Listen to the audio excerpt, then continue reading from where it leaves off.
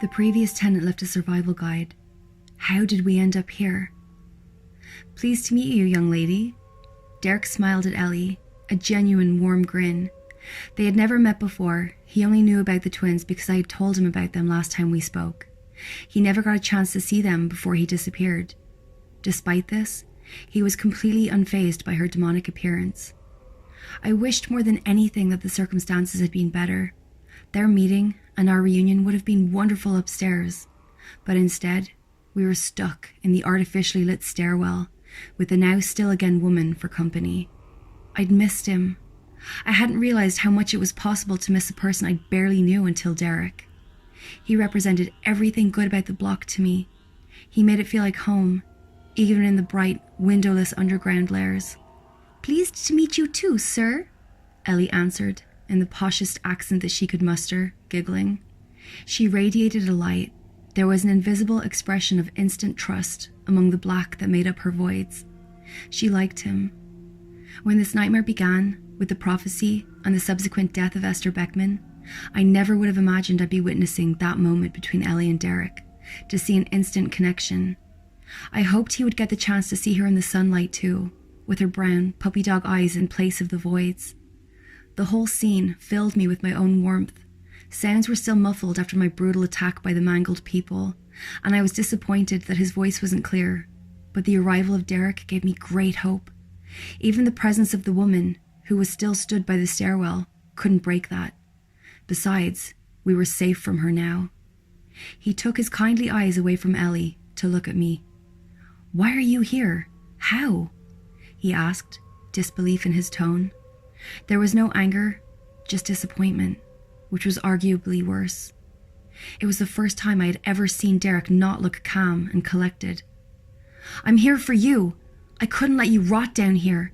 I got the kittens and the vine. Then Albert came to visit," I blurted out quickly. Derek smiled a little, but it was strained. "I'm sorry, Kat. You shouldn't have come here. How did you do it? Why is this little lady with you?" he replied, confusion building. He tried to hide the concern in his voice for Ellie's sake, but it was useless. She'd already seen the danger we were in.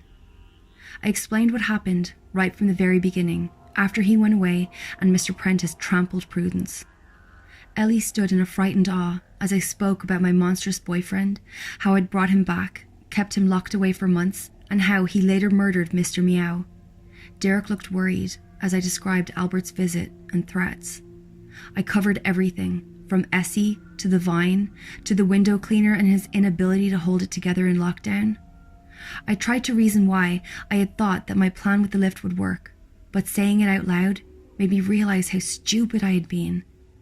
Ellie continued to listen intently. She looked a little smug when I told him how she had saved me from the creatures and again from the mangled people just a few floors above us. I could see that my explanation wasn't complete enough. Derek had a million questions still to ask, but I didn't give him a chance. After months of dwelling on his disappearance and the events of recent weeks, it was my turn to ask questions. "Where are we?" I asked, starting as simply as I could manage. Little did I know I had just opened Pandora's box with 3 words. Derek began to speak. "I call it the Undertower, or the building below. It's still a part of the building, but most residents never see it, for good reason. The things that live here aren't always as friendly as those upstairs. When my father bought the land to build this place, he discovered a large underground tunnel system while digging the foundations, and it inspired him. He wanted to be the first architect to extend a skyscraper the same length downwards, and a good deal of the excavation was already in place. He wanted to maximize the earning potential of his space, but he hadn't accounted for the power of this land. My father was a competitive, secretive man, so naturally he told no one outside of his workers what he was planning, not even his family. He employed a team of contractors who all signed non-disclosure agreements. We're standing in the result." Derek waved his arms a little, gesticulating about our current setting, before he continued. "When they found him hanging in the basement, the grim-looking room you will have arrived here in, that room and everything below it has been untouched since construction. They gave up on expanding that particular floor, and when my father died, the underground project was abandoned. As is the nature of this land, the contractors started to report strange happenings across the entire tower. There were at least 5 unexplained deaths, and although it was unreported to the public, those were all among men working below. Those that worked on this hidden part of the building were especially superstitious, and after my father's death, they sealed all entrances to the basement, entombing an entire tower block underneath the city. When it came into his possession, Albert tried to convince the builders to unseal it and carry on working. He was just like our dad, you see, ambitious and money-driven. None of them would agree to it. They claimed it was cursed. The upper tower was completed just before my father took his life, so Albert abandoned his negotiations with the contractors within a few weeks and focused on opening the place up. He wasn't going to continue to miss out on any money arguing over these lower floors. He said that our father's death would only explain the grand opening being delayed for so long, and he had to move forward. We moved in a week later, the first residents to live here.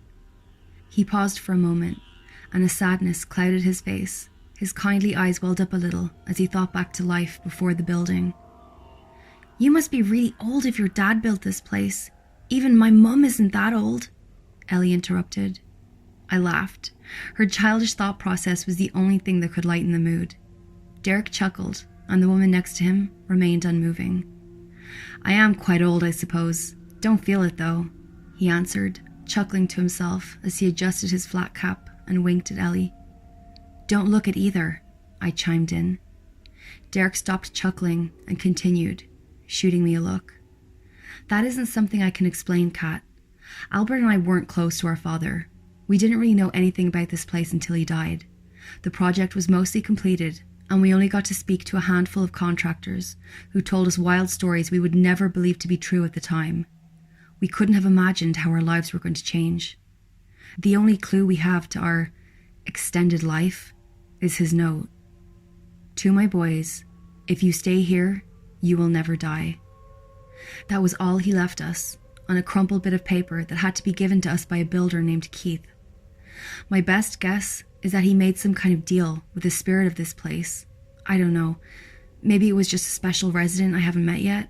Maybe the building itself. It took us years to realize we weren't aging normally, and by the time we noticed, there was no one left to ask. We had to navigate every supernatural, unusual, and strange occurrence in the place alone at first.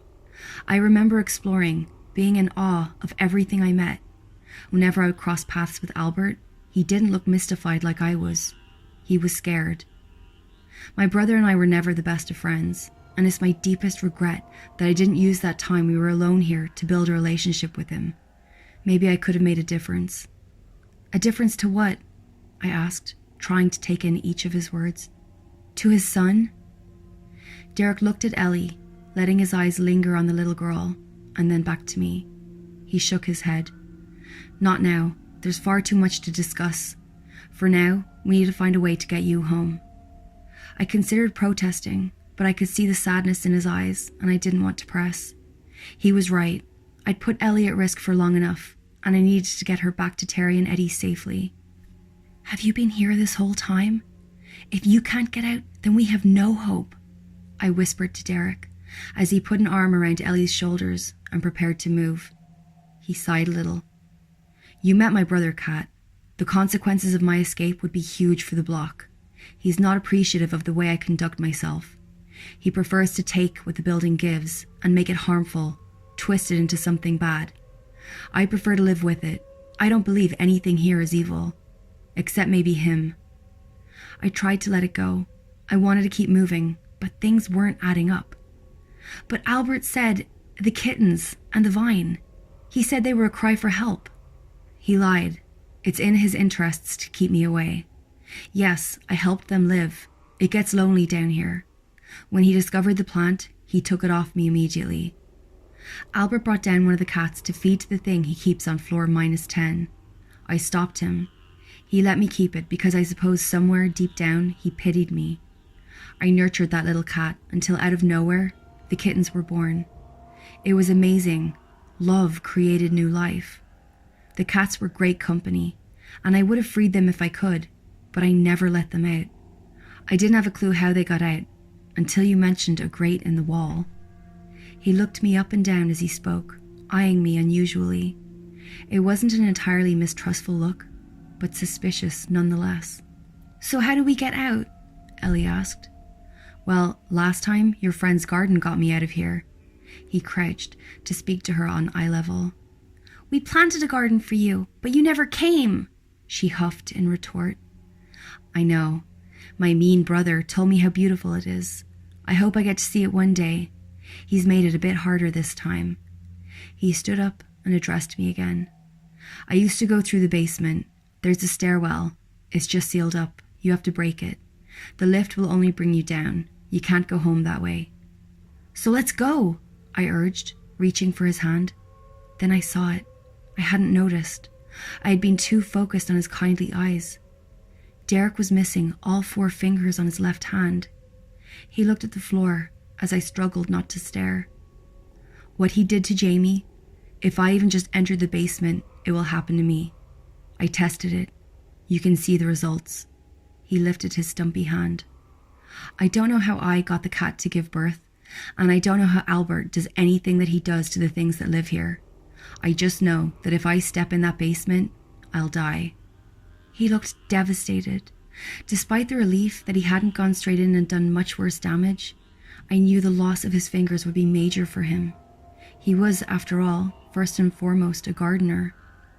"I'll walk you there, Kat. Make sure Albert lets you go. But I can't come with you."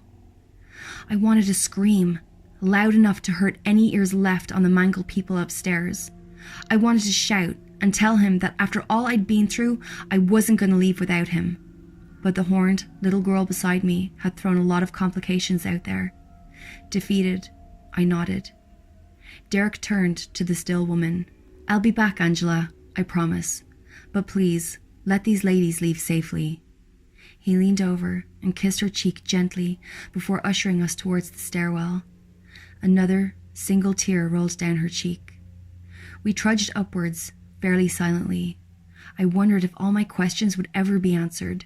I knew from before that Derek was mysterious, but after all I'd been through to get to the Undertower, it didn't seem fair that I would be marched back so unceremoniously. Derek may have known the way to get home, but no single person has complete control of this land. I was coming to really understand that. The building would always win. So I shouldn't have been surprised when we arrived at the large black -7. "Kat, they skip. You know that. There's nothing for you in there." Derek put his stumpy hand on my shoulder as I stared at the different yet familiar corridor. He could see the curiosity filling my eyes as I was confronted with the counterpart of my home. Would it be filled with more mangled people, or was it a true reversal, a place where me and Jamie lived happily? Mr. Prentice didn't have to deal with his affliction, and Essie was alive. Or was it home to something entirely different? Noise suddenly became more than just muffled. My mind was actively blocking it out. The knowledge that Derek was with Ellie took away some of the responsibility that I felt as I edged towards the familiar, yet very different main entrance. "Kat, please don't." Derek followed me, cautious to keep hold of Ellie. I think, had she not been there, he probably would have grabbed me, but he didn't want to spook her. I continued forward in a trance-like state. -42. The numbers were blurred, and the minus symbol stood out.